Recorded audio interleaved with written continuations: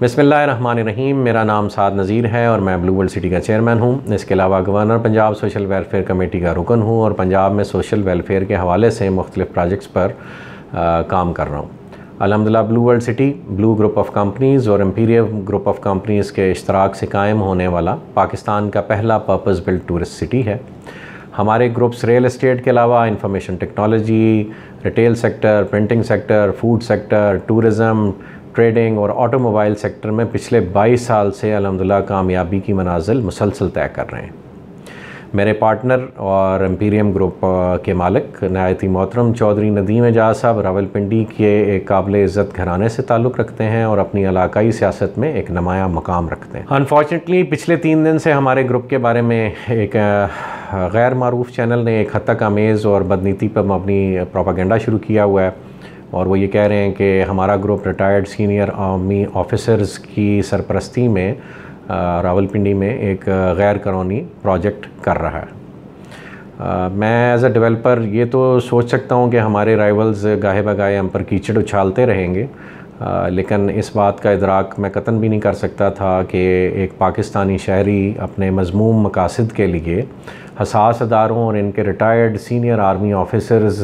जिनका बज़ाहिर real estate से कोई ताल्लुक़ नहीं है,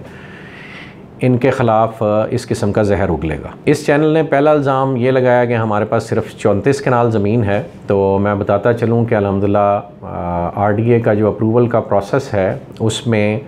जो रिक्वायरमेंट है RDA की तरफ से वो ये है कि रकबा या तो कंपनी के नाम हो या जो स्पॉन्सर्स ऑफ द प्रोजेक्ट हैं उनके नाम होना चाहिए।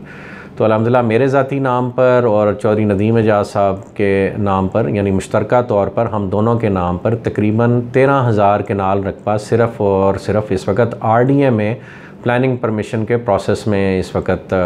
जमा कराया हुआ है हमने। और उसके अलावा भी हम हज़ारों कनाल पे मुहित प्रोक्योरमेंट का सिलसिला जारी रखे हुए हैं और इंशाल्लाह वो हम पीस बाय पीस कम्पैक्ट करके RDA में डालते जाएंगे। जो हमने 13,000 कनाल का रकबा पहले RDA में मुख्तलिफ़ स्टेजेस पे डाला है उसके हवाले से हमें पहली परमिशन मोरखा 22/11/2017 को RDA ने दी। उसकी ये डॉक्यूमेंट आपसे स्क्रीन पे शेयर किया जा रहा है। इसी हवाले से फिर जो दूसरी प्लानिंग परमिशन है जो कि 1534 कनाल की थी वो दोबारा हमें RDA ने 19/2/2019 को दी और उसकी इन्फॉर्मेशन भी आपके साथ स्क्रीन पर शेयर की जा रही है। इसी दौरान रेवेन्यू डिपार्टमेंट से तकरीबन 3 से 4 दफ़ा हमारे लैंड डॉक्यूमेंट्स वेरीफाई होके RDA में मुख्तलिफ़ डेट्स में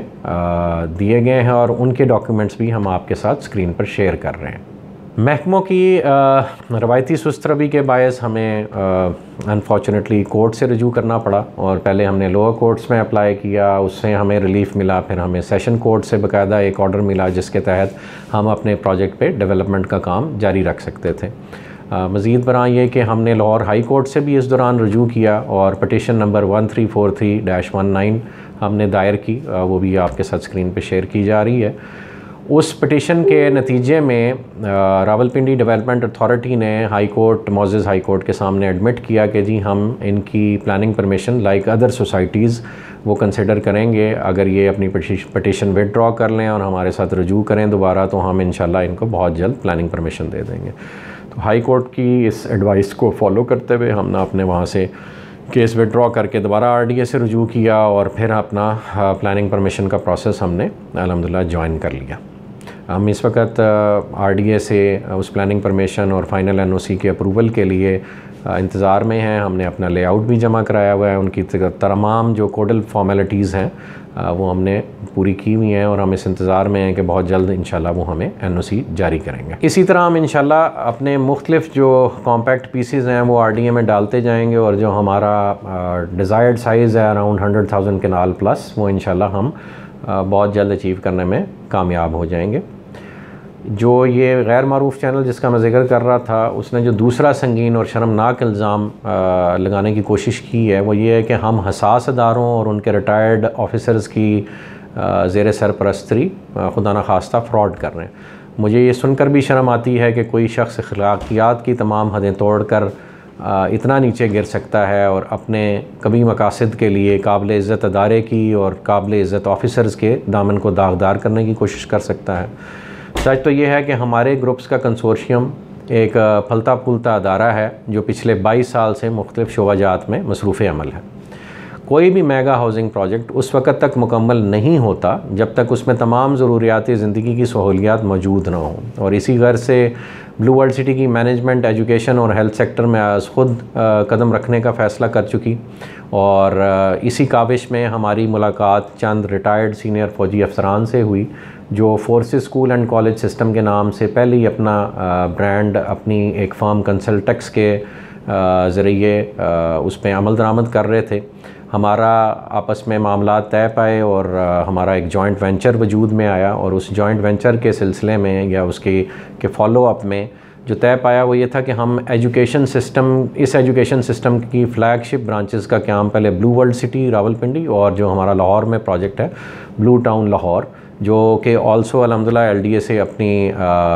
जो मैप की अप्रूवल्स है, लेआउट की अप्रूवल्स है, जिसे आप टेक्निकल अप्रूवल्स कहते हैं, वो अल्हम्दुलिल्लाह हासिल कर चुका हुआ। तो पहली फ़्लैगशिप ब्रांचेस हमने ब्लू टाउन में बनानी थी और साथ ब्लू वर्ल्ड सिटी में हमने फ़्लैगशिप ब्रांचेस का आगाज़ करना था, और इसके साथ ही फिर पूरे मुल्क में फ्रेंचाइज सिस्टम के थ्रू हमने लोगों को फ्रेंचाइजेज़ ऑफ़र करनी थी। इस एजुकेशन सिस्टम का जो मरकज़ी सेक्रेटेरिएट है वो अल्हम्दुलिल्लाह लाहौर में टेक सोसाइटी में वाक़या है। इसकी अपनी एक डेडिकेटेड 15 से 20 एजुकेशनिस्ट की टीम है, प्रोफेशनल्स की टीम है, जो इस वक्त इसका करिकुलम डिवाइस कर रही है और जो निसाब हमने बच्चों को पढ़ाना है स्कूल्स में वो तरतीब दे रही है। As chairman blue world city मैं ज़रूरी समझता हूँ कि इस बात की वजाहत पब्लिक में की जाए, और इसके साथ साथ ही मैं वज़ीर आज़म पाकिस्तान जनाब इमरान ख़ान साहब को, आर्मी चीफ़ जनाब जनरल बाजवा साहब को, चेयरमैन पैमरा, DG FIA और तमाम मुतल्लिक़ा अदारों को दरख्वास्त करता हूँ कि इस गैर कानूनी चैनल को जो